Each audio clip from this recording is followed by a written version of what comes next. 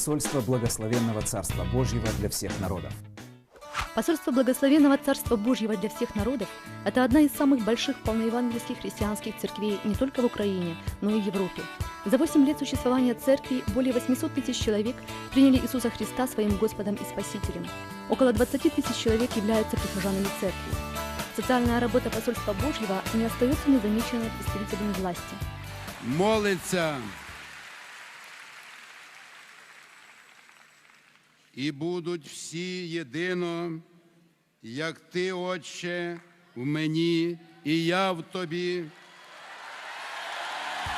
В нашей церкви вы можете ближе познакомиться и научиться общаться с Господом, который прощает грехи, освобождает от зависимости, исцеляет болезни, дарит гармонию в семье и процветание в бизнесе.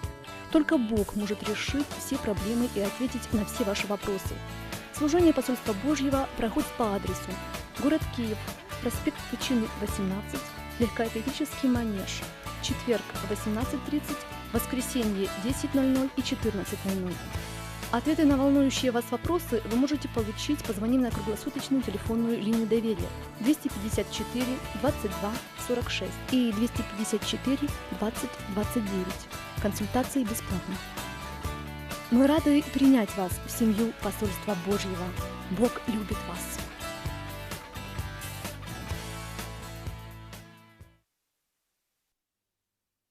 Господь всегда приходит к детям своим, к своему народу, с сыновьям и дочерям и к мужьям Божьим. Аминь.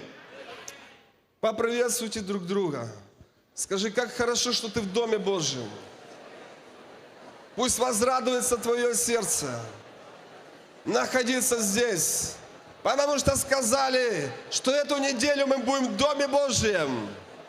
Аллилуйя. Познакомься с братом или сестрой, потому что много гостей приехало. И по возможности давайте найдем каждое свое место. Помогите найти друг другу место. А если нет места, наверное, нужно лавочки.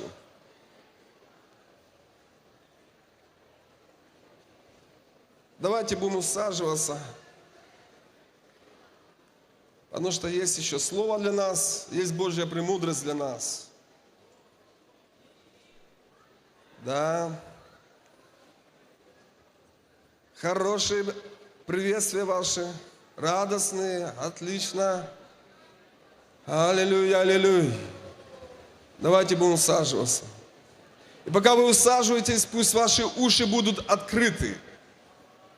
Потому что есть такое объявление важное. Это обращение к братьям и сестрам Посольства Божьего. Потому что, как вы знаете, с завтрашнего дня, со вторника, начнется пасторская конференция. И много приехало гостей. Гости есть, которые приехали сюда? Еще раз, вот смотрите, сколько много гостей приехало. И говорят, очень мало для них мест, где поселиться. Так что, братья возлюбленные из Церкви Посольства Божия, послушайте объявление. Кто может принять гостей на эту конференцию срочно, то есть значит срочно, повернитесь друг к другу. Скажи, срочно, есть нужда в жилье. Приехали гости, приехали пророки и помазанники Божии. И им нужны куда поселить, их нужно куда поселить. И если у вас есть на самом деле место и квартира, если вы можете поселить, вам необходимо срочно подойти к столику в конце зала. Там есть столик в конце зала, там, где регистрируют гостей, и там необходимость есть в вашей квартире, короче. Аминь. И если можно, пожалуйста, как можно быстрее нужно усаживаться. Если возле вас есть свободные места, поднимите руку. Вот смотрите, смотрите, сколько свободных мест. Подойдите туда, займите эти места. Потому что нужно слушать еще одно слово. А это слово желательно в тишине.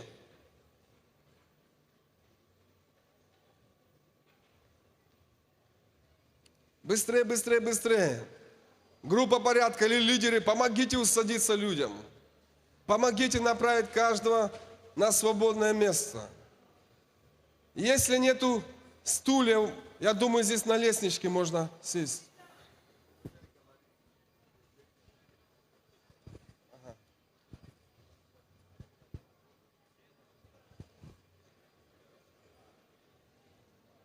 И я хочу сделать такое слово пожертвования.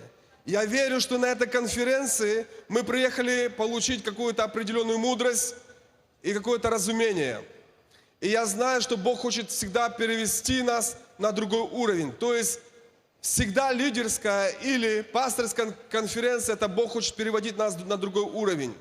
И Слово Божие говорит, это Притчам, 4 глава, 7 стих. Главная мудрость, приобретай мудрость, и всем имением твоим приобретай разум. Я почему-то верю, что мудрость или разум нужно приобретать.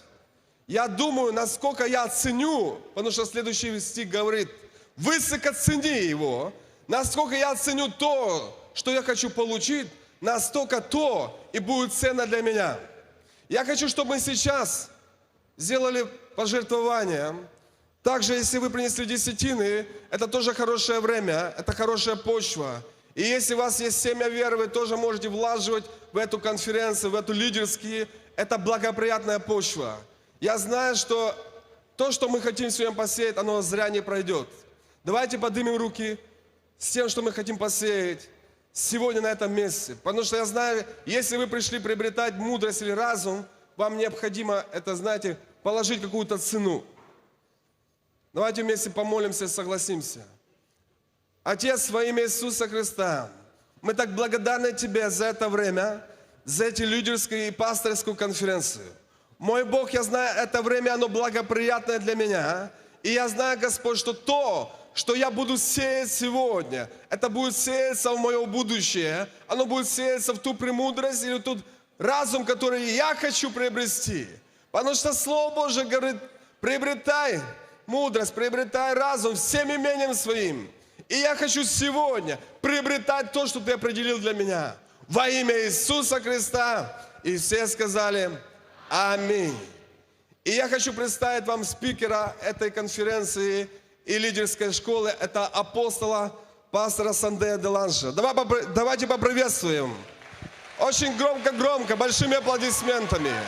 Потому что Бог приготовил для нас большую премудрость Божию во имя Иисуса. Пастор, мы вас приветствуем.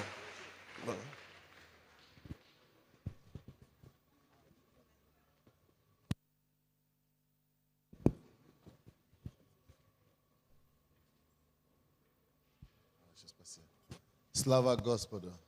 Спасибо, пастор. На этой неделе я хочу, чтобы мы говорили о очень такой важной, как я понял до сих пор, почему у нас много неудач в наших видениях, те, которые Господь дает нам. Я так понял, что эта тема могла бы помочь нам очень сильно быть успешным там, где мы проигрывали раньше. Здравствуйте. Это я приветствую голландцев. Вот вы, которые стоите там, вот сюда придите, с этой стороны, по-моему, есть. Вот они. Welcome, friends from Holland. How are you? Stand up, let's greet you. Поприветствуйте наших гостей из Голландии.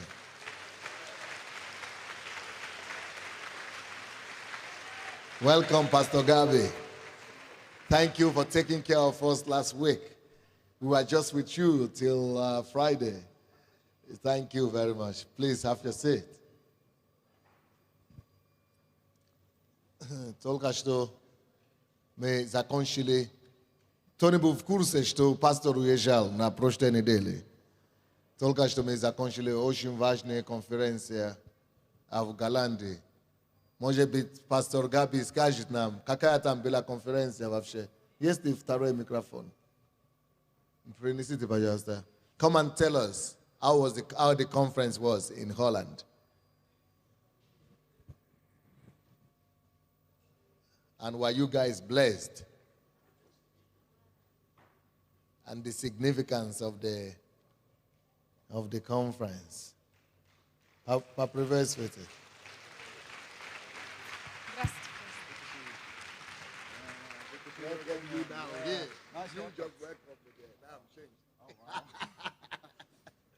Как дела, дорогая? Een hele goede avond vanuit Nederland toegewenst. Мы желаем вам очень хорошего вечера и передаем вам большой привет из Голландии.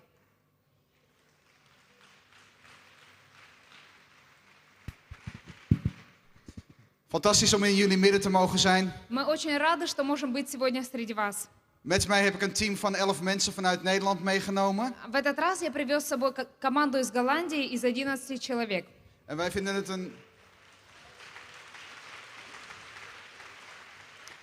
het een voorrecht om deel te mogen zijn van de leadership training. И мы считаем для себя привилегией иметь такую возможность участвовать в вашей лидерской конференции. En ook van de business seminar van de komende week. И также мы очень рады, что сможем принять участие в бизнес-конференции на этой неделе. Wij zijn geweldig bemoedigd door het getuigenis vanuit Kiev, wat we ook van Pastor Sunday mogen horen. Мы были очень ободрены тем свидетельством, которое мы слышим из Киева, и теми словами, которые пастор Сандей нам говорил. En wij geloven in Nederland dat jullie ons veel te vertellen en veel te leren hebben. И мы верим в Голландии, что вы можете нам многое рассказать и многому научить. Dus dank jullie voor deze geweldige gelegenheid. Поэтому мы хотим поблагодарить вас за эту чудесную возможность. Van de week hadden we 4 dagen leidersconferentie met Pastor Sunday in Nederland. И на прошлой неделе пастор Сандей присутствовал у нас на лидерской конференции 4 дня. Er waren 400 leiders vertegenwoordigd vanuit 6 Pinkster-denominaties. И на этой конференции присутствовало 400 представителей 6 разных деноминаций. En het mooiste van deze conferentie was dat Sunday de passie voor Jezus weer terug heeft gebracht onder de Nederlandse leiders. И самое прекрасное в этой конференции было то, что пастор Сандей вернул ту страсть пастырям, которой у них не было, страсть к Иисусу. Want zonder passie voor Jezus kunnen we heel hard werken, maar dan is het zonder fundament. Потому что если у нас не будет страсти к Иисусу, мы можем много трудиться и работать, но у нас не будет хорошего фундамента. Dus ik wil jullie hartelijk danken dat jullie Pastor Sunday laten gaan om in Nederland te dienen. Поэтому я хочу поблагодарить вас сердечно за то, что вы отпускаете пастора Сандея для того, чтобы он приезжал в Голландию и служил нам. Dank u wel. En mag de Heer u zegenen de komende week met veel van de Heer Jezus. Спасибо вам большое, и пусть на предстоящей неделе Господь Иисус обильно благословит вас.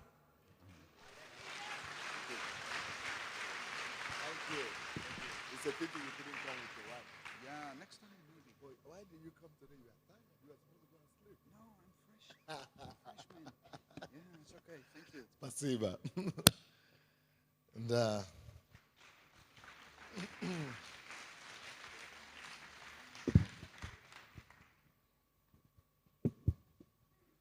Я хочу говорить на этой неделе на такой теме. Искусство самоуправления. The act of self-management. The act of self-management. All week. Всю неделю я буду говорить об этом. Потому что я понял, что причина в Центральной Церкви мы делали такой опрос. Почему не получается на Духовном Совете тоже? Мы хотели выяснить, почему, представьте себе, какой привилегию и шанс Бог нам дал. Все, кто не нашел там место сзади, идите сюда вперед, здесь есть места. Пожалуйста, пройдите сюда, будьте любезны. Пройдите сюда, с этой левой стороны от меня есть еще скамейки.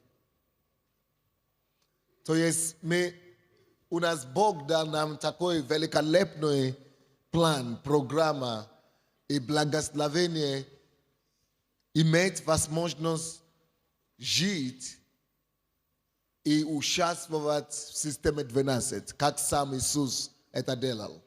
И я абсолютно уверен, что особенно пастыря наши и лидеры наши, что большинство людей согласны с этим видением. То есть, 90% наших людей хотят это делать, но не получается почему-то, правда? И если вы здесь лидеры, хотите действительно участвовать в этом видении 12, вы хотите набрать свою группу, но просто не получается, попишите мне рукой. Это правда, да? Мы честные люди, мы хотим. Но не часто получается, не всегда получается. И я молился об этом на этой неделе. Мы обсудили это на духовном совете, у меня было уединение. И я хотел очень получить ответ от Господа. И вы знаете, что я послушал, то, что я слышал, что Бог мне сказал.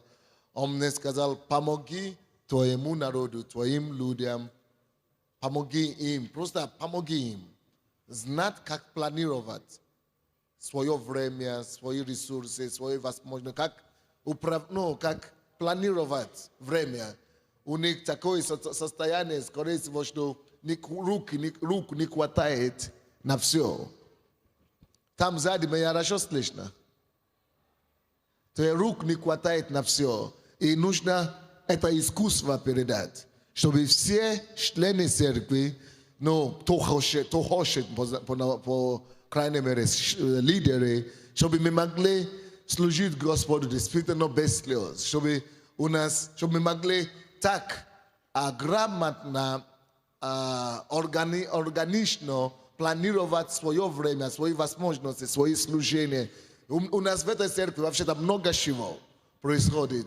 И так часто происходит, что одни и те же самые люди, лидеры, на ваши плечи в основном и наваливаются все задачи. Поэтому прежде чем я начну это учение, я хочу сказать тем, которые делали что-то до сих пор в этой церкви, и которые еще делают, и которые еще желают что-то делать. Когда я говорю об этой церкви, я имею в виду тоже наши другие церкви в Киеве, то есть Семья Божья и другие, Заря Давида, или как там, и все наши киевские церкви, и те, которые тоже приехали. И я имею в виду, что хочу вам сказать, что мы осознаем и мы признательны вам за тот труд и за тот труд, который вы несете. Это вы ответственны за 12. Это вы сами несете на себе бремя и груз управления. Это вы берете на себя ответственность за социальные группы, за лидерские, за новообращенные и так далее. И мы это понимаем. Пускай уже будет это самое. Пускай слушают. Поэтому я хочу вам сказать, всем лидерам этой церкви, все, которые чем-то занимаются, которые служат, как старший пастор, да? Мой низкий поклон всем вам. На самом деле. И я надеюсь, что Бог мне поможет донести каким-то образом какие-то секреты нам на этой неделе, чтобы мы могли быть более эффективными.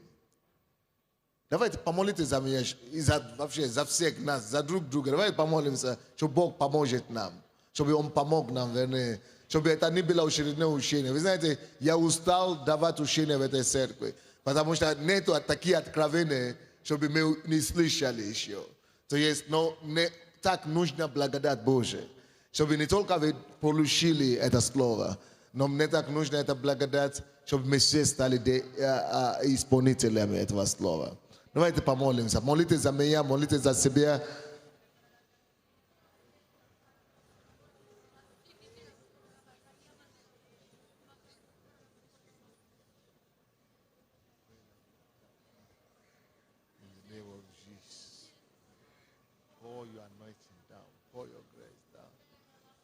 О, Господь, излей Твою благодать, излей Твое помазание, чтобы не человек учил нас на этой неделе, чтобы не я был учителем, который передает знания, но, Господь, пускай это будет действенности и деяния Духа Святого сегодня. Дух Божий, я призываю Тебя, возьми полный контроль на этой кафедре сегодня. И сам приди, Боже, учи нас! Потому что когда ты учишь, это огромная разница. Поэтому я прошу, приди, обучай, научи нас. Я покоряю себе Тебе, Господь, мой разум, мои уста, мои мысли. Господь, дай сверхъестественную возможность каждому человеку набирать, каждому человеку быть исполнителем, каждому человеку управлять собою, своим временем и своей жизнью. Помоги нам быть не только слушателями, но и делателями. Мы также молимся за наших друзей, которые приехали. И я прошу Тебя, Господь, пасторей, служителей, помоги им также быть не только слушателями, но и делателями во имя Иисуса Христа. И весь народ Божий сказал: вы знаете, тем больше я расту в Боге, и я расту в служении, тем больше я убеждаюсь в том, что без Божьей благодати я вообще ничего не могу делать. И я вообще никто без Его благодати. Потому что можно учить людей, учить их вот каждый день. И ничего не будет, если Бог это не сделает. Аминь. Это для молодых пасторей должен быть урок. Потому что если я, вроде бы у меня какой-то результат есть, да? Если я уже это так говорю, тем более у вас должны это сказать. Вы должны просто прийти к этому выводу, потому что это правда на самом деле. Слава Господу. Так, искусство самоуправления. Вы готовы или нет? Я хочу сказать, что самая большая победа лидера, который может быть в этой жизни, я как пастор, вы как пастор или лидер. Вообще-то, давайте, прежде чем я начну, поприветствуем все наших гостей еще раз. Я знаю, что пастор Сергей приветствовал вас. Нет, именно украинский и русский, и которые вы есть, помогите рукой или станьте на ноги. Встаньте на ноги, давайте мы поприветствуем вас. Дочерние церкви и не дочерние церкви, станьте все. Станьте, мы будем нормально вас приветствовать, не смущайтесь. Церковь, поприветствуйте их. Разве вы не счастливы, что к нам приезжают? Спасибо, что вы приехали. Мы рады за вас, мы рады вас видеть. Будьте благословенны. Только завтра с утра надо, чтобы вы присели куда-то сюда поближе, вперед и впереди. Утром как раз и днем будет только не для лидеров, поэтому лидеры идут только вечером. Конечно, если есть горящий, жаждущий лидер, можно и прийти утром. Утром и днем у нас будет учение для пасторей и для бизнесменов. Так что вы можете прийти, если хотите. Окей. Самое большое, еще раз, искусство самоуправления. Если мы, друзья, с вами не научимся управлять своим временем, своей возможностью, своими ресурсами, своей эмоцией, своими чувствами и, наконец-то, управлять людьми, которые вокруг нас, у нас успех наш будет всегда ограниченный. Никто не может огромного или большого, по сути дела, успех достичь в этой жизни, если он не научится акт или искусством самоуправлением, чтобы мы могли знать, что я могу делать, что я хочу делать, какие у меня возможности это делать, и как я могу с моими маленькими ресурсами или маленькими возможностями, как я могу определить или распределить эти возможности так, чтобы я мог максимум эффект и максимум результат принести. Допустим, такой пример. Сколько у нас часов в сутки? 24 часа в сутки. А честно, очень много чего достичь и делать, правда ли? Но кто из вас, у кого из вас иногда тоже кажется так, что бывает так, что это 24 часа вообще не хватает. Бывает ли такие? И действительно так и бывает часто. Но вы знаете, Бог, Он мудрый строитель. И если Он дал 24 часа, и не 25, и даже не 20, и не 30, кто из вас знает, что Он прав, Он знает, что Он делает. И что, скорее всего, достаточно. И, может быть, не только достаточно, может быть, и идеально даже, то, что Он дал нам. Однако, если у нас кризис в том, что мы не справляемся ни с семейными обязанностями, ни с церковными обязанностями, ни с служениями обязанностями, Мераб, это из Грузии приехали тоже. Давайте поприветствуйте его. С приездом, это пастор из Грузии. Вот, если мы не справляемся не с домашними обязанностями, особенно женщин и сестер, у вас просто я вам даю салют такой, вот большой, как это салют называется, 6 такой. Большой 6 вам даю. Вы знаете почему? Потому что вы все передовики. Вы должны хранить дом, вы должны следить за детьми, вы должны готовить, да, иногда некоторые из вас готовят. Для мужей.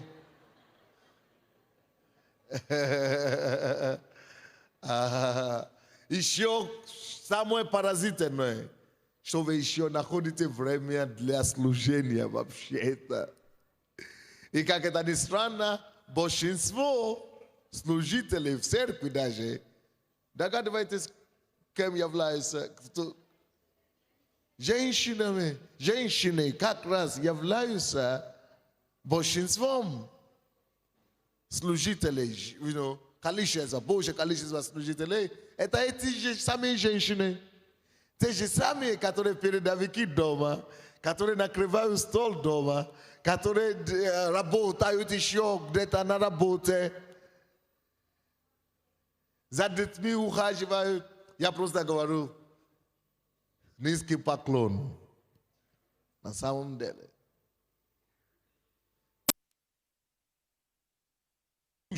Максимально, чтобы у вас не было бремени, чтобы у вас не было тоже тяжести. С Казахстана, рады вас видеть, пастор. С приездом. Да. Это уже за границу. Россия и Беларусь, это не совсем за границей. А вот эти уже подальше. Вот. Поэтому мы хотим об этом считать сегодня. Друзья, всякий раз, когда время не хватает вам в сутки или что-то делать, не хватает времени того делать, на самом деле, и не думайте, что мы указываем вам пальцу осуждения. Это не осуждение, но на самом деле истина заключается в том, что не потому что Бог виноват, что Он не дал больше часов, или не потому что времени нет. Время всегда есть. Проблема в том, что у нас где-то не хватает самоуправления. Или же не хватает дисциплину или знания расставлять все по времени и по возможности. Просто не хватает времени. Именно из-за того, что, может быть, не из-за того, что времени не хватает, две вещи могут быть. Время точно хватает. Тогда в чем проблема? Первое, проблема в самодисциплине. Первое. Второе, проблема в способности организоваться. Третий, проблема может быть в способности распределять и управлять.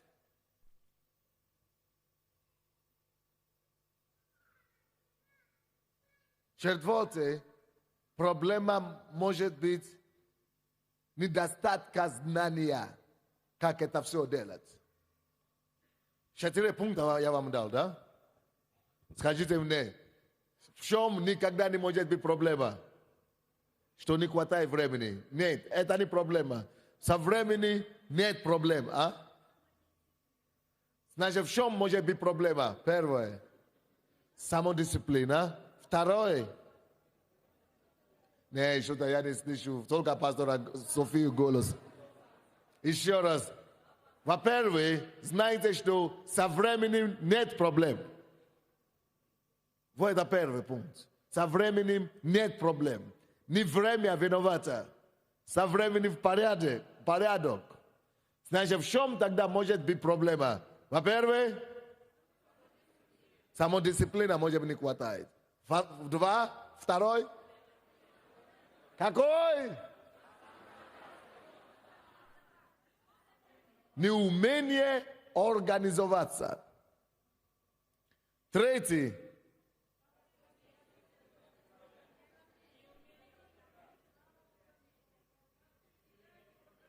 Как я сказал.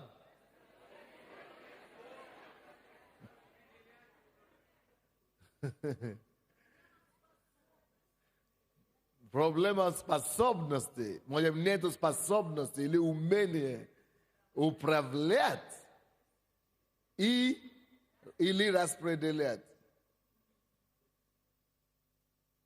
Вы поняли, да? Четвертое. Недостатка знания может быть и мешать. То есть посмотрите минутку на этот список. Они все взаимосвязаны. Но я хочу, чтобы вы посмотрели минутку на этот список и отметили себе, что где у вас это пробой. Где у вас конкретно. Каждый человек себе должен это отметить. Почему? Потому что если ты не определишь диагноз, никогда не будешь способен оперировать. Поэтому нужно нам определить диагноз. Посмотреть для себя. Каждый человек. Посмотрите этот список. Честно, перед Богом. Себе ответьте. Помешайте. Отмешайте, как это мы скажем. Отметьте у себя, где у меня что-то не хватает. Какой у меня из них не хватает. Потому что мы будем все это разбирать. И когда вы уже знаете и отметили себе, что конкретно вам не хватает, и вам не надо скрывать его от жены. Жена все равно это знает без вас. И от мужа тоже не надо ничего скрывать. Она тоже это знает, только ты не знаешь, что она знает.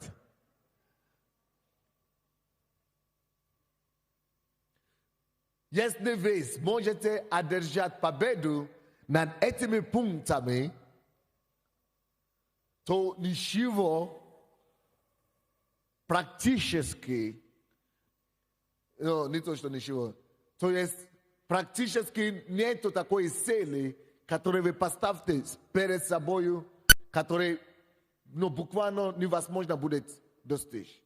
То есть, если у вас это решатся, эти вопросы, то есть практически вам будет удастся, вас покорно будет любую вершину, которую вы поставите перед собой. Итак, самый большой вызов, который у человека, который хочет что-нибудь достичь, амбициозного человека, у человека видение, самый большой вызов, который может стоять перед нами, это все то, что я сказал вам, эти все пункты, называется одним словом самоуправление. Если мы сможем одержать победу, я еще раз говорю, группа порядка, помогите людям, кто не найдет, кто не нашел место, где сесть, можно сюда прийти вперед и сесть. Одна из самых важных побед, которые вы сможете в своей жизни, в своем служении, в своей семье одерживать, это победа, которая связана с умением управлять собой. Управлять собой. Свое время, свои ресурсы, свою энергию и так далее. То есть умение управлять собой является... У кого-то там есть ручка? Дайте мне ручку сюда, потому что я сам получаю откровение на ходу. Вот, является то, что нужно победить. Во-первых, на первом месте должна идти самодисциплина. Если мы хотим достичь серьезного успеха, нам надо сидеть и принять решение. Слушай, Господь, у меня не хватает самодисциплины в области времени. У меня не хватает самодисциплины в области отдыха. Как я теперь пришел к этому выводу сам недавно. Для себя. У меня не хватает самодисциплины в области работы. У меня не хватает самодисциплины в области служения. У меня не хватает самодисциплины в области провождения времени с семьей, или с женой, или с детьми. У меня не хватает самодисциплины в области занятий спортом, или То есть как-то, чтобы себе форму, уход за собой, да. То есть мне не хватает. То есть нужно определить это. И если вы это определите, начните получить больше знаний в этом направлении, чтобы вы могли победить это. Откройте, пожалуйста, притчи. 25 глава, 28 стих.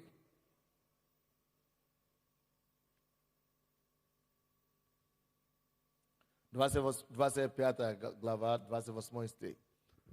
Прежде чем мы это прочтем, я хочу сказать, что всякий человек, который хочет победить мир, или завоевать мир, или каждый человек, который хочет, бизнесмены, всякий человек, который хочет завоевать деньги, управлять деньгами, должен сначала уметь управлять собой. Самоуправление. Должен сначала иметь власть над самим собой, чтобы уметь себя управлять, контролировать. Если человеку удастся заработать деньги, управлять или захватить деньги, финансы, не будучи мастером по управлению самим собой, этот человек несчастный. Этому человеку не повезло, потому что он беда себя заработал. Представьте себе, человек не умеет над собой контроль, не может управлять самим собой, и у него появился $200,000 или $100,000. А он в это время еще не победил себя. В это время еще не одержал победу над собой. То догадывается, что будет. Он начнет не использовать эти деньги даже, не по назначению. Это ладно. Но еще страшнее, что эти деньги начнут его использовать. Потому что он не умеет обладать собой. Он не одержал победу над самим собой. Он не умеет себя контролировать. И деньги пришли. Как ты можешь контролировать деньги, когда ты еще сам не свободен? Ты еще не одержал победу над самим собой. Значит, эти деньги начнут все то, что было скрыто внутри тебя, они начнут просто свой страсть, который ты не победил, начнут контролировать тебя. Твоя похоть, которую ты не победил, начнет заговорить. Твоя гордость, которую ты не победил, начнет тебя диктовать. То есть, как деньги появились, ты не одержал победу заранее, ты обнаружишь, что тебе круто не повезло. Ты обнаружишь, что ты вообще-то несчастный человек, потому что ты не одержал победу над собой, и, следовательно, что ты делаешь? Ты губишь себя, потому что у тебя сейчас $100,000, и ты начинаешь думать, так, а ты же еще не победил. Чувство гордости. Мне надо красоваться перед друзьями. Значит, надо в казино, надо куда-то поехать, чтобы красоваться. Значит, казино на тебе. Надо же, у меня же, я не могу себе позволить. Ты же это не победил желание красоваться. Желание быть гордым, поэтому у тебя появился деньги. Ты $100,000, ты начинаешь говорить, а ты еще не победил гордость до того. Ты еще не одержал победу над гордостью. Значит, $100,000 появился. Ты сразу, знаешь, что ты будешь делать? Будешь направлять, эта гордость сразу будет тебя диктовать. Направлять эти деньги, чтобы на гордость. Допустим, значит, ты сразу начинаешь думать, мне нужно купить дом, мне нужно купить машина крутая. Поэтому $100,000, дом за 50,000, машина, ящик, или как называется эта машина, ящик? Как Верховный Совет на нем ездят постоянно. Ящик, да? Или кубик. Во-во-во. Как раз ты понял, что кубик это самая последняя машина. Ты гронул туда еще одни $50,000. А потом в аварию попал этим кубиком твоим. И на тебе долг сразу. И надо будет продать дом, чтобы откупить долг. И как ты начал с нуля, так и ты вернулся туда вновь. Потому что это опасная вещь. Если человек не победит себя, власть над собой, не будет иметь, не победит свою страсть. Допустим, ты лентяй, и ты это знаешь. Лентяй. Так? Ну, ты не любишь работать. Лентяй, да? То есть ты, любишь спать, а молиться всю ночь для тебя вообще это катастрофа, да? И что еще там? Поститься вообще не дай Бог, да? До 12 только утро постишься. Так? И тут тебе дарят или помазывают на пастора. То есть вы знаете, что это несчастье самое большое. Мало того, что эта церковь разрушится, еще у тебя столько бунтов будет. У тебя столько проблем, что у тебя сначала подорвают свое здоровье полностью, окончательно, потому что ты спишь утром, а тебе звонит кто-то там только от бесячи работает все равно, постоянно, то есть круглосуточно. А ты, пока ты спишь, уже кто-то в твоей церкви попал в аварию, другой инфаркт получил. Тебе надо поехать к другому молиться за семью, которая разводится. А там надо тебе... То есть ты подумаешь, что ты уже это самое, Павлова попал, потому что ты не контролировал ситуацию в духовном мире. То есть ты не в силе. То есть ты спишь, когда у тебя власть. Ты спишь, когда у тебя влияние. Ты не можешь любить спать. Ты не можешь не победить эту часть, если ты хочешь быть успешным. Потому что когда ты придешь в офис на следующий день, у тебя уже очередь до конца манежа, и ты должен,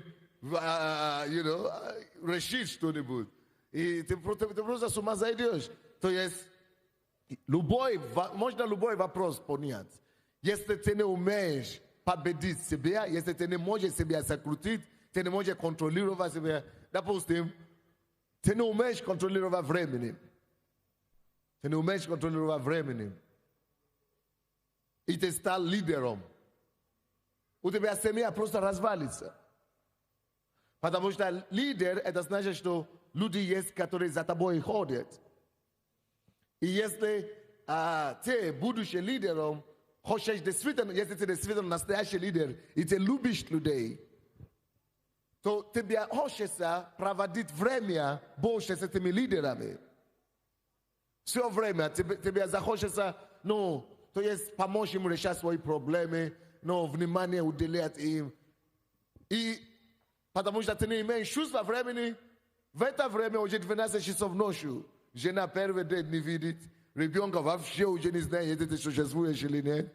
И третий день, то есть ты окунулся в такой проблема решения проблема людей, потому что я же лидер, я же должен помочь, я же что-то должен делать, что твоя семья разваливается, потому что ты не умеешь управлять временем.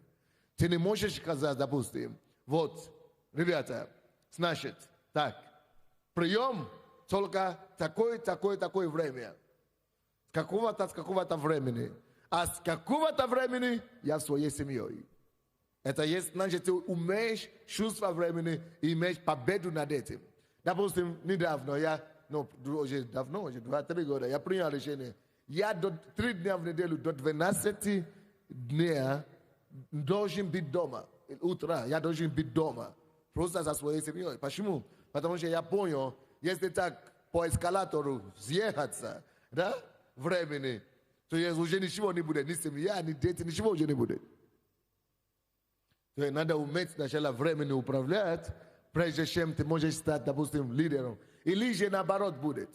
Или ты не умеешь управлять временем, возможности, которые у тебя есть. Ты хочешь стать лидером с одной стороны, с другой стороны ты хочешь стать семьянином, и ты, наоборот, чувствуешь, что времени нету дома, нужно работать над домом, нужно быть ответственным дома, а то муж выгонит маме.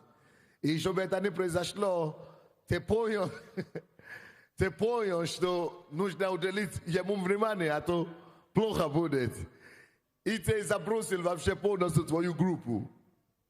Это тоже проблема, потому что эти люди разбегаются, и в церкви на тебя начнут наезжать, что какой же ты лидер тогда, когда ты вроде бы лидер, а вот как это у тебя лидер, у тебя вообще в группе никто не остался. Потому что нету здравости, нету управления, нету самоуправления времени. Вы понимаете? Поэтому давайте прочтем это место Писания с вами. 25 притчи и 28 стих. Что город разрушенный без стен, то человек, не владеющий духом своим. Представьте себе, пожалуйста, картину, город. Вы знаете, в то время были башни, да, крепости. И города все, они внутри этой крепости. И это как дом вообще. Вот такой дом без стен. Представьте себе разрушенный дом без стен. Холод, да, придет. Голод придет. Что угодно придет. Варей придет. То есть это как дом без стен. Разрушенный. И ты там должен жить. Человек, не умеющий управлять своим духом. Дух – это суть человека, имеется в виду самим собой. Человек, который не умеет управлять самим собой, своей жизнью, контролировать, управлять его. Менеджмент жизни своей. Это как разрушенный дом, как разрушенный город без стен. У тебя нет защищенности. Потому что атаки придут на тебе, на твое здоровье, атаки придут на твою семью, атаки придут на твои финансы, атаки придут на твое служение. Со всех сторон будет обрушивать неприятности на тебя. Хотя ты хороший человек, да, мы это знаем. Ты стараешься, да, мы тоже это понимаем. Ты хочешь Богу служить и человеку угодить, да, мы это понимаем. Но из-за твоей неспособности управлять собой, ставить организацию, порядок, управление, требования, стандарты. Получается, что хотя у тебя хорошее желание, дорогой, но с хорошего желания одного далеко не поедешь. Еще раз, давайте мы прочтем вот это место Писания еще раз. Я буду читать до 3, 25, 28. Притчи. 1, 2, 3. Все вместе.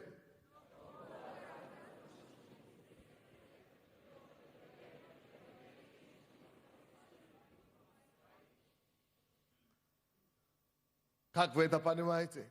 Это правда. Если человек не будет уметь управлять собой, это как, допустим, некоторый человек, послали его не из нашей церкви, из другой церкви, послали его миссионером в другой город. Оказывается, что этот парень ходил в церковь, молился активно, но оказывается, он был любителем тех, которые он был одни из тех христиан, которые верили, что рюмка это неплохо. Но только хотя бы рюмку только. Ну, то есть я же не пью, я же не пьянею, я же не алкоголик, да? Вы знаете, как это бывает? Я же не алкоголик.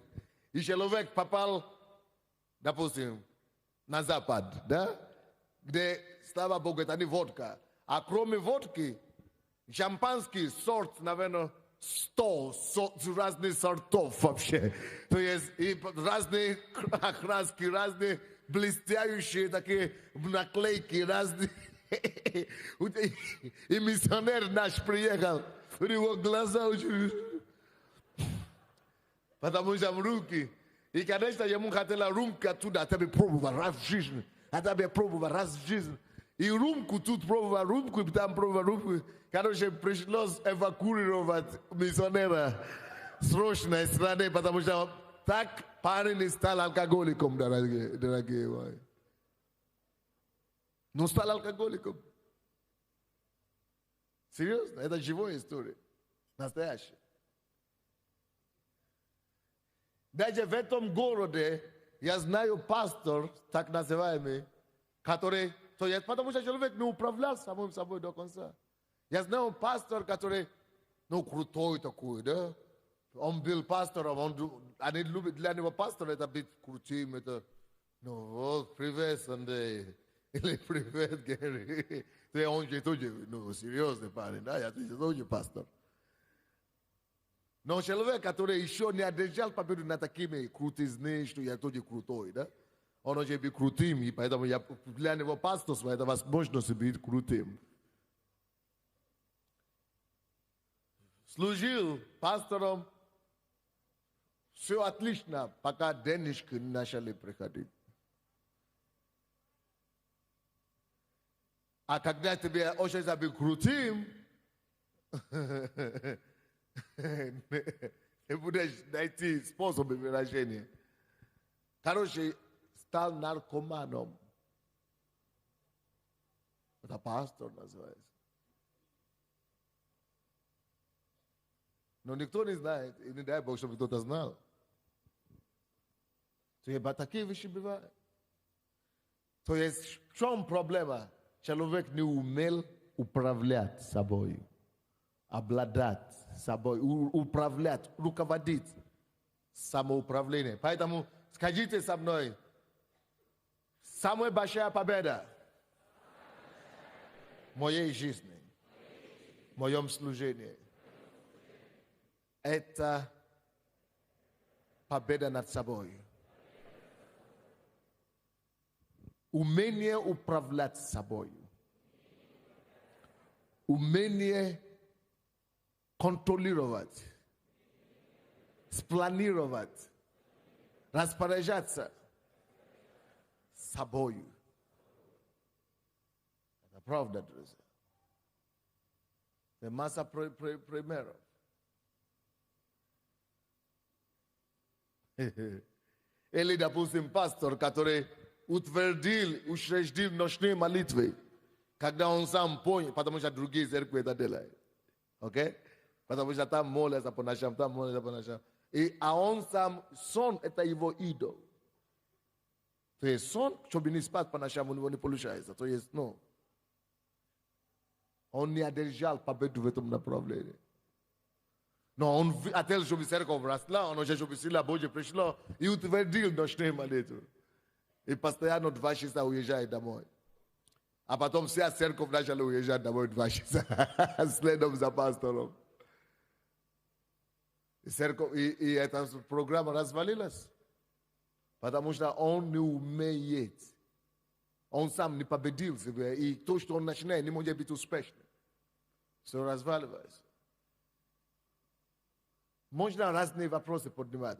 Поэтому, допустим, кому непонятно, что это группа 12, это Божий просто подарок нам. Представьте, пастор имеет свои 12, его 12 имеет свои 12, это уже 144. И больше даже. А потом эти 12 имеют свои 12, это уже 1800 чем-то. А потом эти имеют свои 12. Просто каждый делает свою часть. Всего лишь 12 человек. Не надо сотни, не надо 200, не надо даже 50. Всего 12 человек. Каждый имеет свой. И на 4-м уровне это уже 20 000 человек. А потом каждый в этой группе имеет свои 12. Это уже сколько там? 90 000 или чем-то. Около 130 чем-то тысяч человек. Около 200 000. Только потому что каждый имеет свои 12. Но мы это понимаем, что это хорошо. Это спасет, это спасла бы Украину. Но почему мы не можем? Вот работа, вот дом, вот служение. Куда же именно еще? Это очень просто. Сиди спокойно. Не спеши, брат, все. Нужно уметь. Планирование, самоуправление тесно начинается с планированием. Напишите это себе. Самоуправление начинается с планированием. Расчетом. Ты должен сидеть. Так, у меня понедельник, вторник. Напишите с понедельника до воскресенья ваши занятия. Сколько времени я хочу провести с семьей? Сколько времени я могу себе позволить уделить в служение? Так, с 5 утра я стою, допустим, да? С 5 до 7 я что-то делаю. С 7 до что-то примерно. Хорошо, я свободен какое-то времени. Значит, я могу это позволить, я могу себе... Хорошо, я не могу каждый день это делать, но может быть, какую пятницу, может быть, субботу, может быть, четверг. То есть, некоторые из нас, мы никогда не сидели, чтобы планировать свое время вот так. Никогда. А потом определять, какие из них самые важные. Приоритеты мои. Я определяю свои самые важные приоритеты. Бог. Значит, я провожу с Богом каждый день время. Семья. Это мой второй приоритет. Третий приоритет. Служение или работа. И теперь дружба, знакомство, веселье, мероприятия. Это уже потом идут. Но сделайте список 5 самых важных вещей в вашей жизни, которые вы бы хотели делать. Служение, что там подразумевается? Это хор, это группа 12, или это только группа 12? Или это хор, группа 12, группа порядка, служение на улице и так далее. Если ты будешь только все набрать, тогда ты должен найти больше времени. Тогда надо найти, какой день, чтобы я мог это и это делать. Какой день, чтобы я мог и это сунуть туда. Какой день, чтобы я мог и это сунуть туда. Или какое время. А сколько часов мне нужно там примерно. Некоторые из вас, вы можете пойти в гости, или вы можете проводить домашние группы по 4 часа. Это ерунда. Это недисциплинированность. Некоторые из вас, вы проводите домашние группы по 4 часа, по 5 часов, по 3 часа, по 2 часа. Нет целесообразности на самом деле. Час, полтора, если вы действительно заняты. А если вы свободны, что у вас ничего не мешает? Конечно, можно и по 6 часов.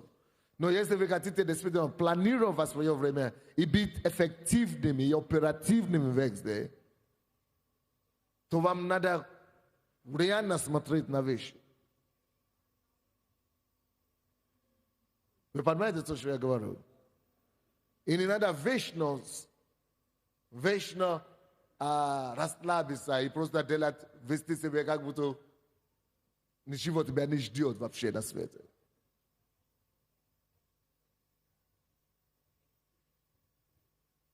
Мы должны просто ответственно относиться к тому, то, что я должен делать, что для меня важно на сегодняшний день. Это важно для меня, значит, остальное пока отдохните.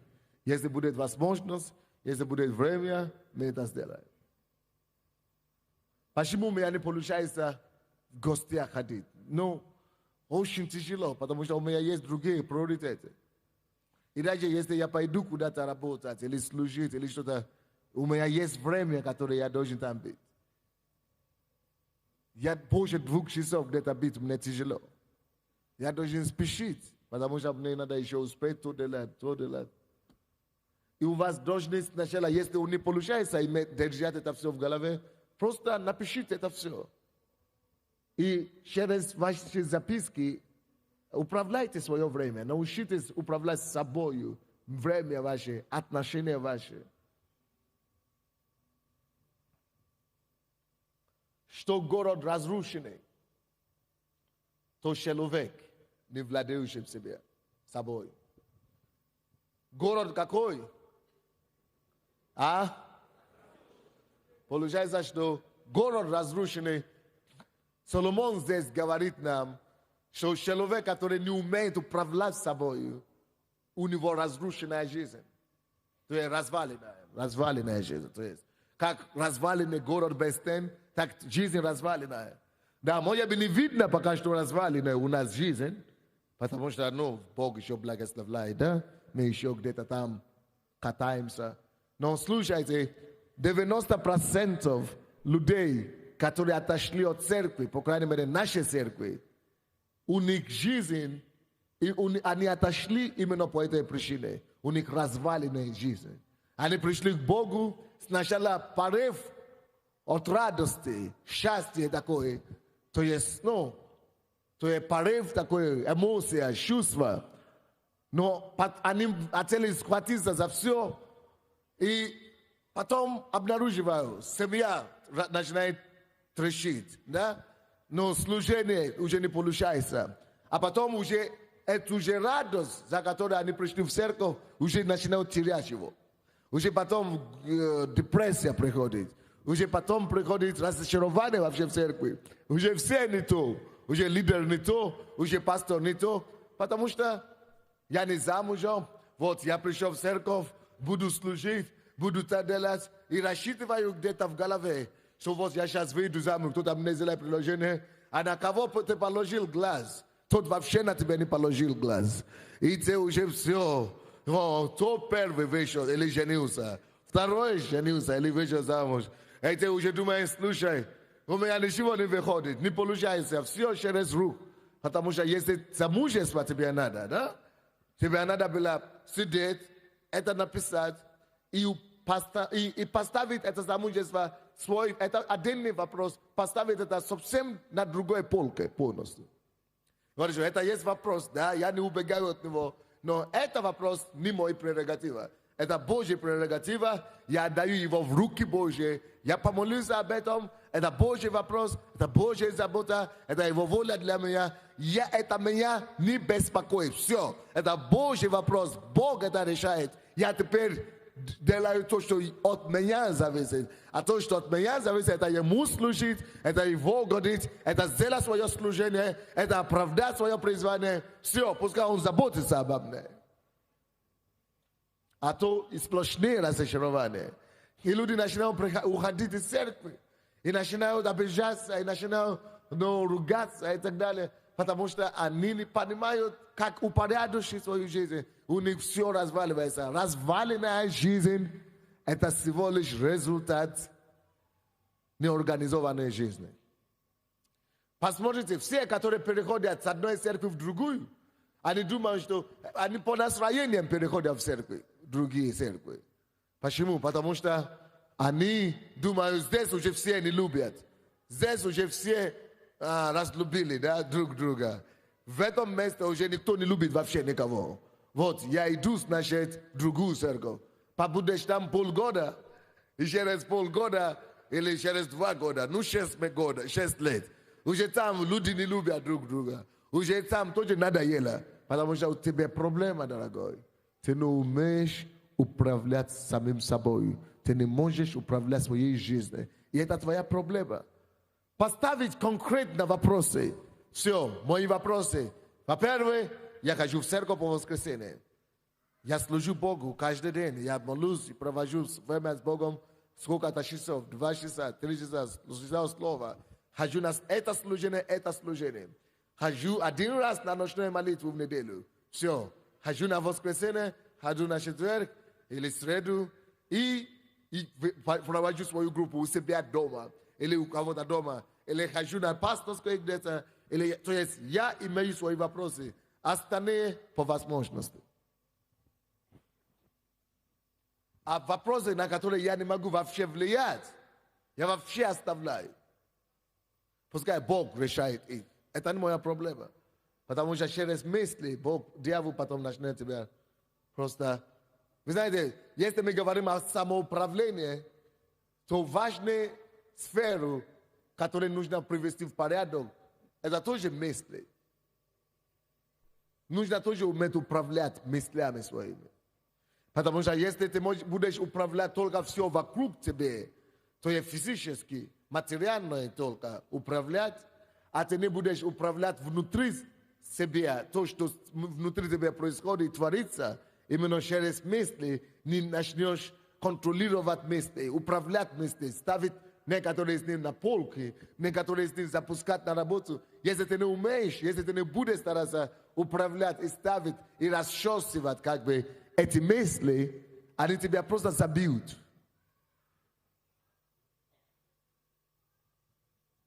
Напишите, главная часть самоуправления – это управление мыслями. Я должен уметь обладать и управлять своими мыслями.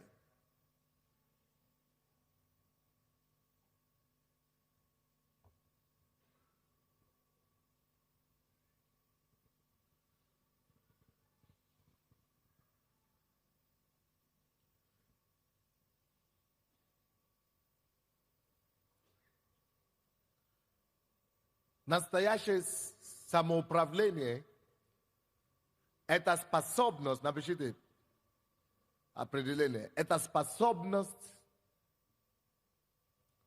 проверить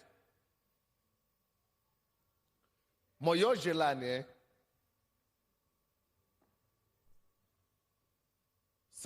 проверить или соотносить мое желание с моим разумением или с разумом.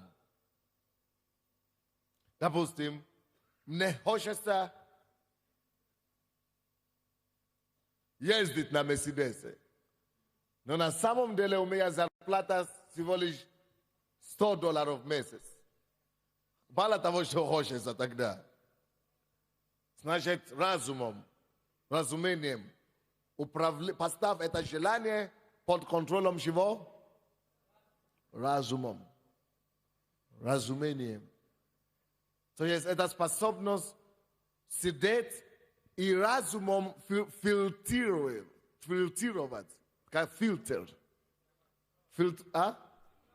Фильтровать. Фильтровать все мои желания через разумение.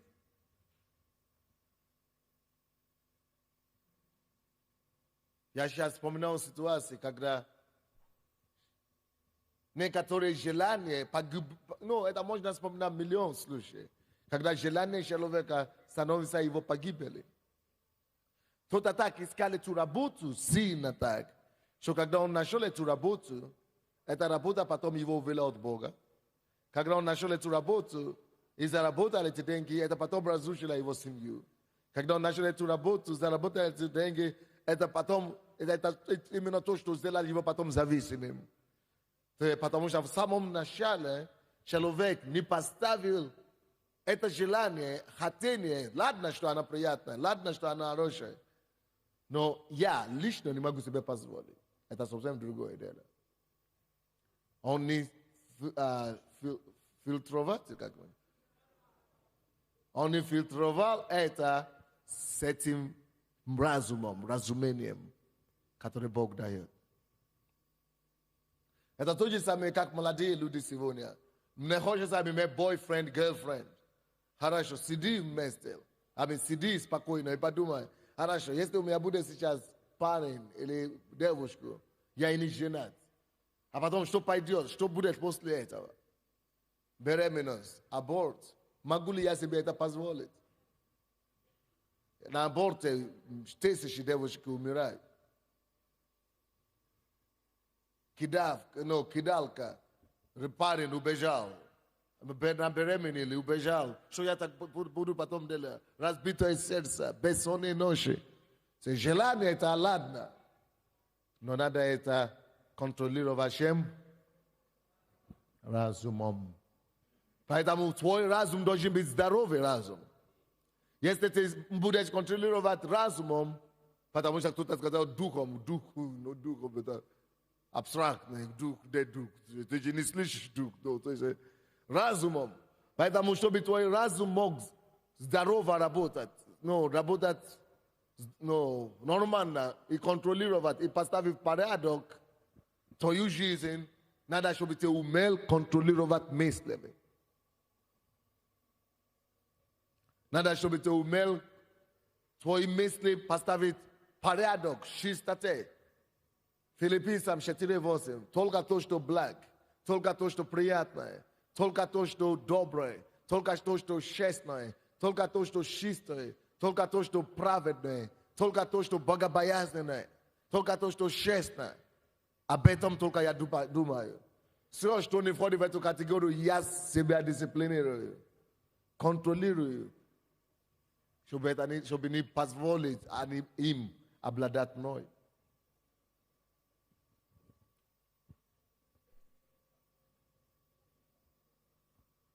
Каждый из нас, друзья, никуда не денется. Имеем чувства, желания, конце концов, похоти, конце концов, которые постоянно атакуют нас, которые постоянно идут против нас, которые хотят постоянно атаковать и разрушить наши ценности.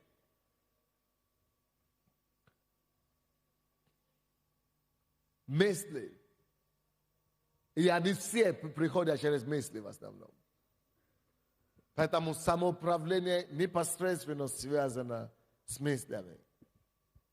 И поэтому у меня должна быть, чтобы у меня была здоровая жизнь, должна быть здоровый ход мысли, здоровый ум, здоровое разумение. Чтобы я мог контролировать эти чувства, эти желания моей жизни согласно Слову Божьему. То есть важно, чтобы вы начали сначала уметь контролировать свой внутренний мир. И порядок во внутреннем мире принесет порядок во внешнем мире. В внутреннем мире я знаю мои приоритеты. Это Бог, это служение, это семья, это служение. Это мои приоритеты, 3 в жизни. Это мой порядок внутренний. Остальные навсегда исключены из моей жизни. Машины могу использовать, но это не главное в моей жизни. Не важно, какая машина я использую. Дом, квартиру могу использовать, если будет, но это не стремление, это не цель, это ничего не определяет в моей жизни. Right? Казино, выпивки, рюмки, сигареты, женщины, навсегда, полностью, даже эта тема вообще не поднимается, навсегда исключены из моей жизни.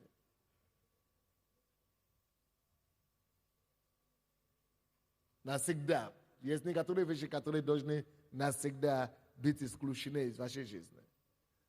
И есть некоторые другие вещи, которые вы можете себе это позволить только некоторое время. А есть некоторые вещи, которые должны быть обязательны.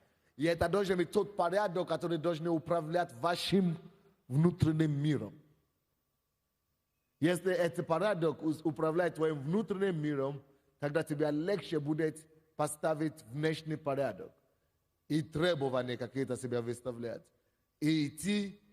Почему человек хочет, допустим, идти сюда, на лидерский, после работы, тяжелого рабочего дня? Почему вам хочется сюда идти, а не сидеть дома? Потому что согласно вчерашней проповеди, которая была в Центральной Церкви, когда цари идут на войну, и Давид сидел дома, именно тогда он заметил Версаву. Каждый раз, когда цари отказывался брать на себя от царской ответственности и призвания, которые Господь имеет для них, они сидят дома, дьявол обязательно устроит им что-то.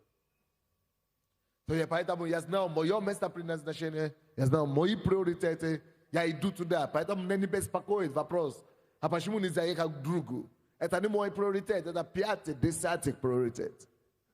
Первый приоритет – это. Все. Это понятно нам или нет? Если мы с вами сможем вот так сидеть и определить для себя, какие у меня приоритеты вот такие. Что я хочу достичь за последующие 3 месяца. И построить это вокруг всех моих приоритетов. И посмотреть мои возможности, сравнение с этим, то мы достигнем его. Допустим, последующие 3 месяца я хочу набрать свою группу 12. Я определяю, сколько у меня месяцев, сколько у меня дней, сколько у меня задач, кроме группы 12 еще стоит. Хорошо, особо никаких. Но у меня всегда стоит задачи перед своей семьей, перед Богом. И это связано с группой 12, значит, слава Богу. Значит, я определяю тогда, где я найду этих людей. Значит, мне еще надо найти час какой-то в неделю или в день, чтобы поиск. Что необходимо, чтобы я набрал свою группу 12. Я должен найти людей. Я должен контактироваться с ними. Я должен евангелизировать, может быть. Или быть наставником, может быть. Я это определяю для себя, сколько времени я могу этому уделить. Я определяю какое-то конкретное время, час, неделю, 2 часа в неделю, 1,5 часа, несколько минут в день. Я это знаю, что у меня это есть. И через это я могу делать то, что я спланировал, и могу даже не только выполнить план, но и перевыполнить план. Потому что я смогу где-то сэкономить какое-то время, где-то добавить какое-то еще время, и еще молиться Богу с помощью Бога и достичь моих целей. Это понятно нам, нет? Короче, все разрушения и всякое разрушение идет из неспособности управлять собой. Как дом или город без стен разрушенный, так всякая жизнь без самоконтроля, самоуправления, self-management, самоменеджмент.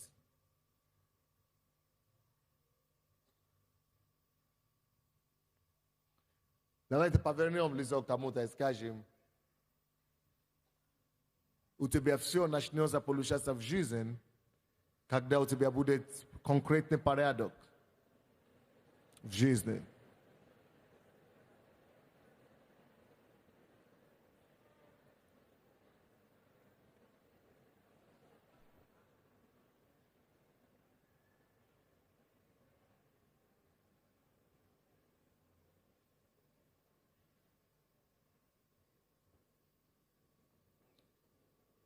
То же самое в служении, друзья. То же самое в бизнесе. Давайте мы поговорим об этом минутку. Допустим, у меня в бизнесе 2 человека работают. И я должен, если я хочу достичь успеха в моем бизнесе, это управление начнется с чем? С тем, чтобы я мог управлять людьми вокруг меня. 2 человека работают для меня.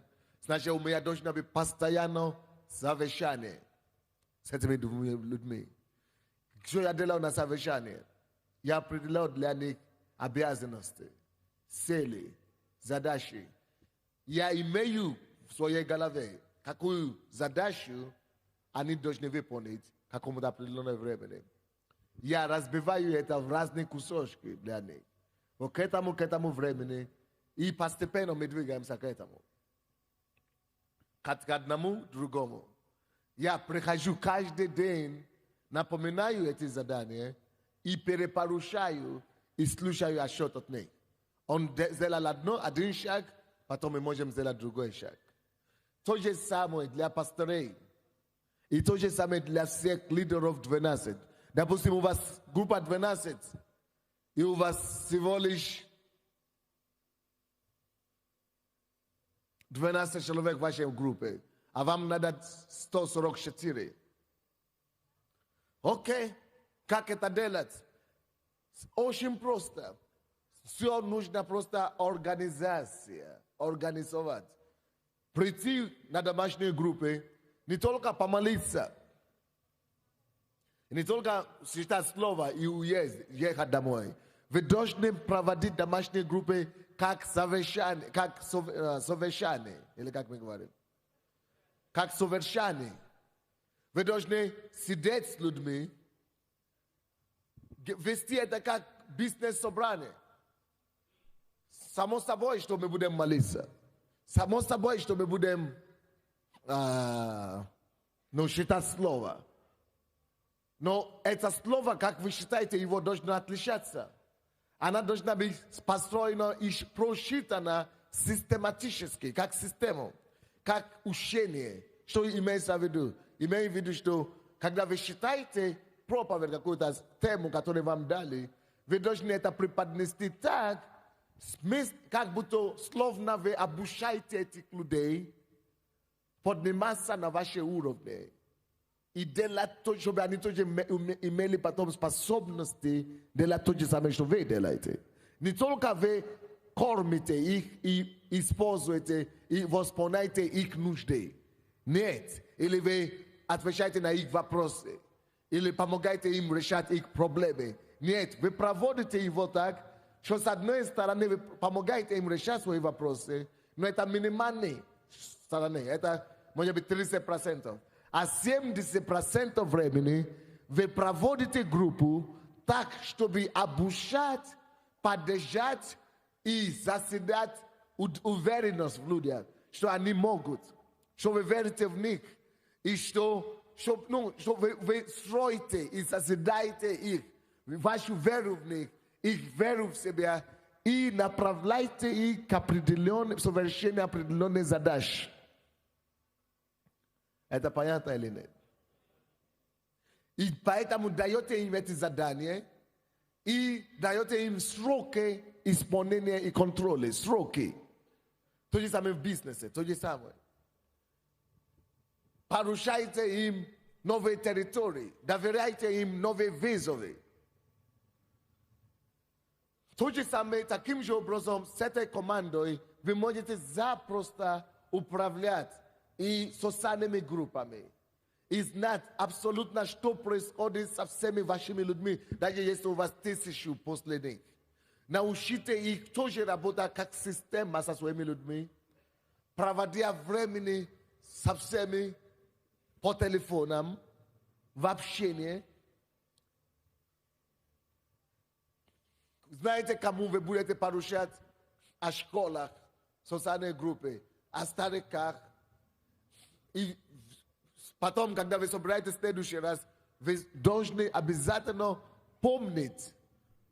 У вас должен быть свой блокнот, где вы пишете вторник. У меня была встреча с пасторами или с моими 12-ми.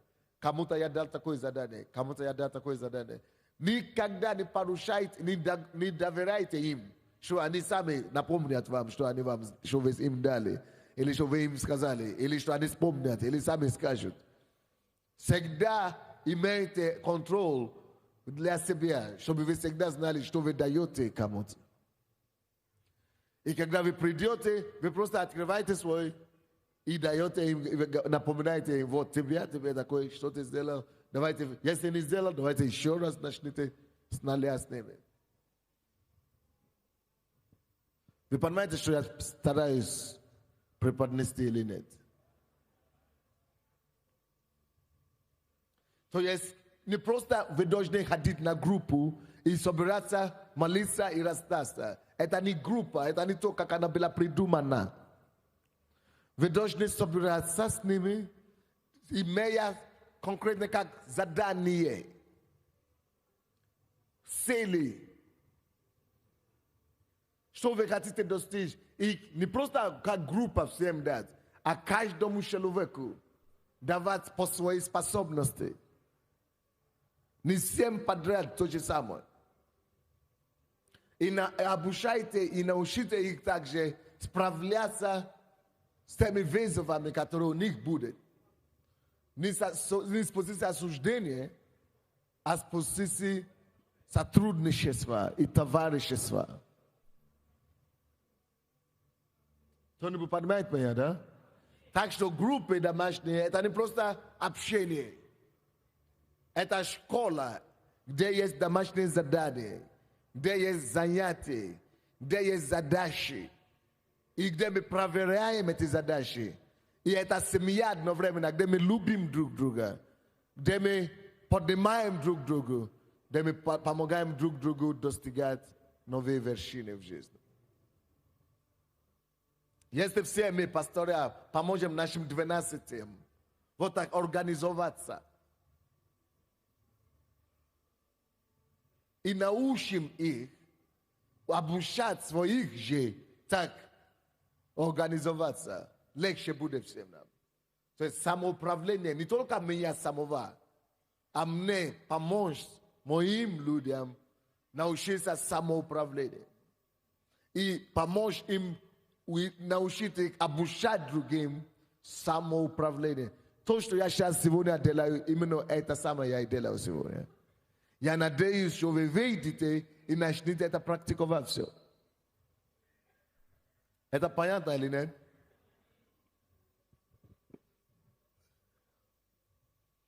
Может быть, еще один стих посмотрим и закончим на это. Из Исайя, 3 глава.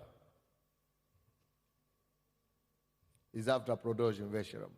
А с утра, 10 часов завтра, будет для бизнесменов и пасторей. И 2 часа тоже. И все желающие, конечно. Исайя 3 глава, 4-5 стихи. «И дам им отроков, начальники». Пастор Сергей, подними сюда, наверное. «И дам им отроков, начальники, и дети будут господствовать над ними». Что такое дети?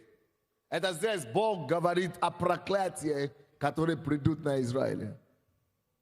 Скажите все проклятия. Что есть проклятие тут, друзья? Во-первых, это проклятие, когда отроки ведут взрослые или целого народа. Второе проклятие, это проклятие, когда дети господствуют над народом. Слушайте меня сюда. Вы все слушайте меня. Именно дети как раз не умеют управлять собой. Мне хочется конфет. Если ты не дашь ребенку этот конфет, он будет плакать, он будет скандалить, он будет... Хочется ему писать, неважно где, памперс на месте, писать и все. Хочется, и туалет идти на месте. Вот не пошел туда. То есть дети вот так живут. Дети, они делают без управления, без контроля, они розят то, что они хотят. Видят теща или кто-то там, как кто-то кушает на улице. Мне тоже, мама, То есть у них все, как идет желание, так все разбивается. Вот, человек, который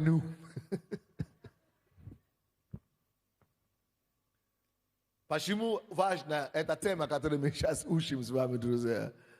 Мы все, если мы это не научим друг другу, и мы не научим всю нашу церковь управлению, самоконтроль, самоуправление и порядочно распоряжаться временем, ресурсами, собою. Слушайте, это то же самое, что мы дети духовно еще. А духовные дети это те же самые, как физические. Это не только духовном, нету памперса. Все прямо, а это самое, на месте. И очень плохо бывает. Разрушенный город, разрушенная стена получается. То есть, и Бог говорит, когда я хочу наказать Израиля, что я делаю с ними? Даю им отрока, начальники. Даю им дети, господствовать над ними. Мы лидеры. Если мы будем господствовать будущими детьми, это проклятие для этой церкви. Мы отроки, некоторые из нас. Если мы будем отроками, останемся такими и будем назвать себя лидерами, друзья, это беда для нашей церкви, для наших людей. Давайте примем решение расти. А признак зрелости – это то, что человек знает, что правильно и что неправильно, что стоит делать, когда и что не стоит делать, когда. То есть взрослый человек понимает, что даже если мне хочется в туалет, я должен туда идти. И не надо мне это обязательно на себе делать. Если мне даже хочется кушать конфет, лучше я подожду дома, до дома, или я куплю себе что-то, чем вырывать то, что у соседа в руках. Дети, взрослые люди, они поступают по-взрослому.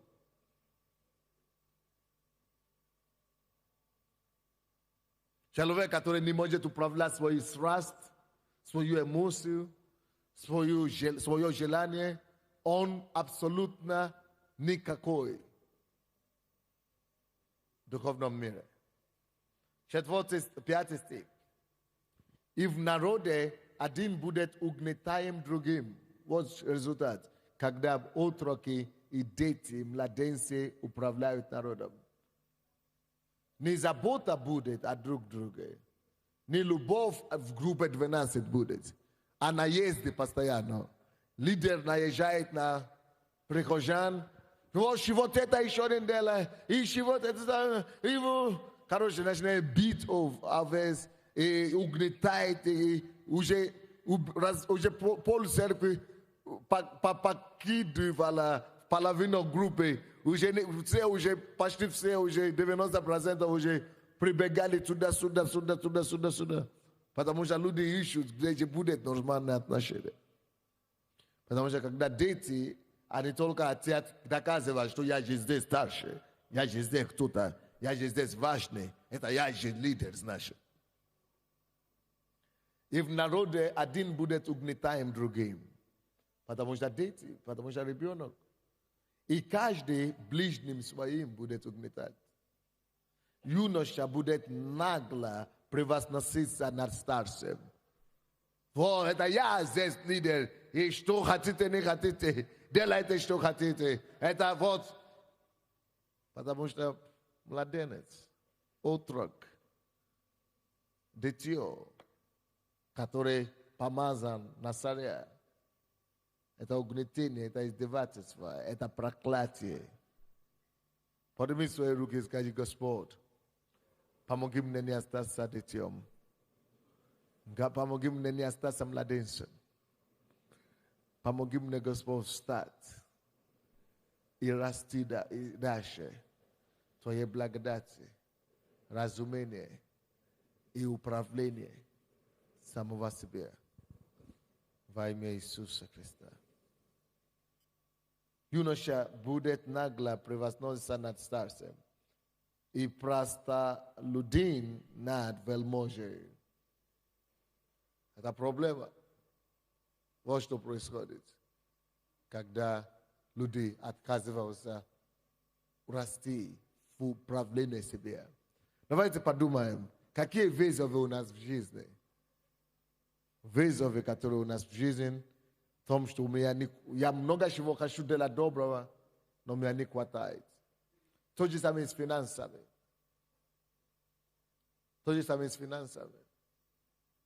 Если у вас постоянно, даже если вы получаете 100 гривен в месяц, и у вас не хватает в конце месяца, у вас проблема.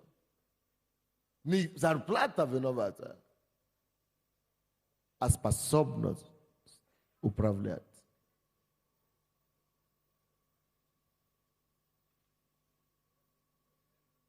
Допустим, я не могу понять человеку, который получает $100 в месяц или $1000 в месяц, а на самом деле посылает своего школу в платную школу, гимназию, где нужно будет платить $600, а ты получаешь $1000.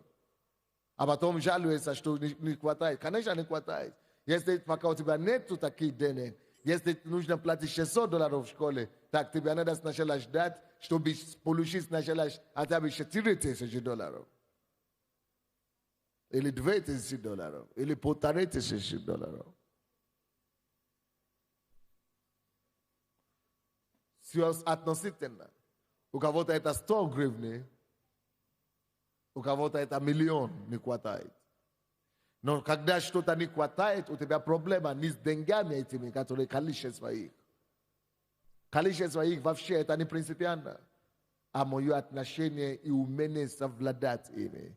И собой, своим желанием, и соотнести свое желание, свои возможности с этими, и своим хотением, с этим возможностями, суммой, которая у меня есть. Это понятно нам или нет? Мы сейчас помолимся, давайте послушаем объявление.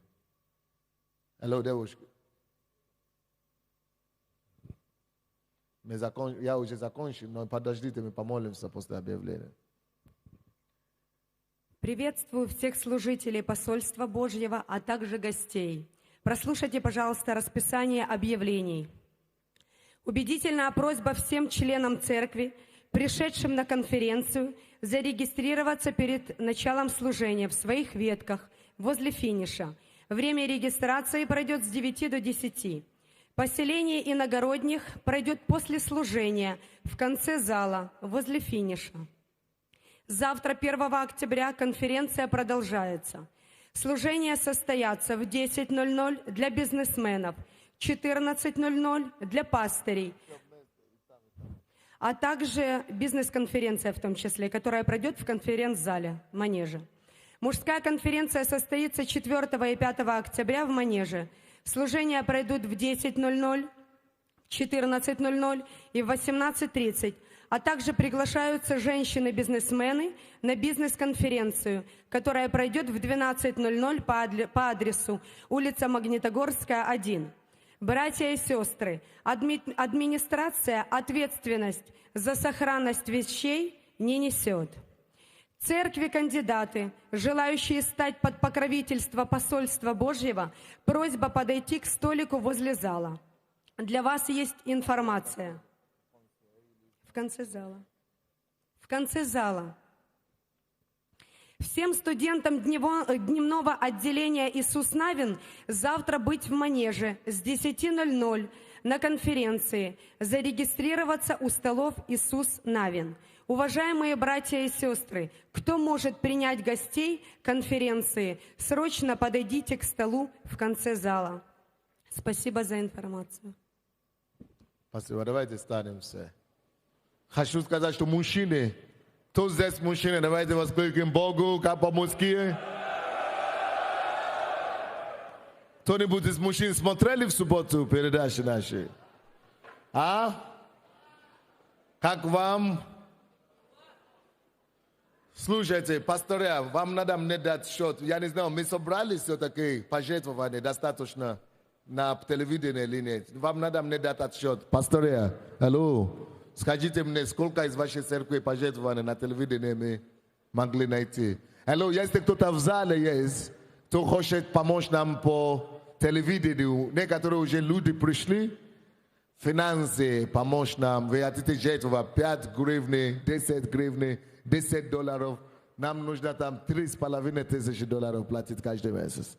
Мне нужно, чтобы вы подошли сюда ко мне и скажете, сколько вы сможете благословить, чтобы эта передача наша осталась в эфире. А также мужчины, которые еще не зарегистрировались на мужской конференции, если вы из нашей церкви, вам надо регистрироваться. Концерт зала вы можете зарегистрироваться тоже. А если вы иногородные, не надо, мы вас пустим по-любому. Давайте поднимем наши руки перед Богом. И те, которые ходят тоже, давайте поднимем руки. И скажем, Господь, я чтобы вы расслабились, церковь. Расслабьтесь сейчас перед Богом. Просто расслабься. Подумайте минутку над этим словом, которое мы слышали. И попросить для себя от Него, что тебе не хватает. И прими решение завтрашнего дня или сегодняшнего дня начинать какое-то изменение положительное внести.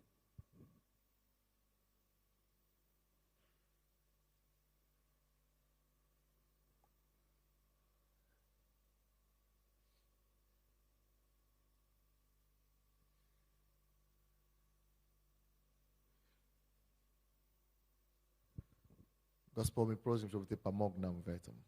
Мы не хотим остаться младенцами, которые доверены большой вещи.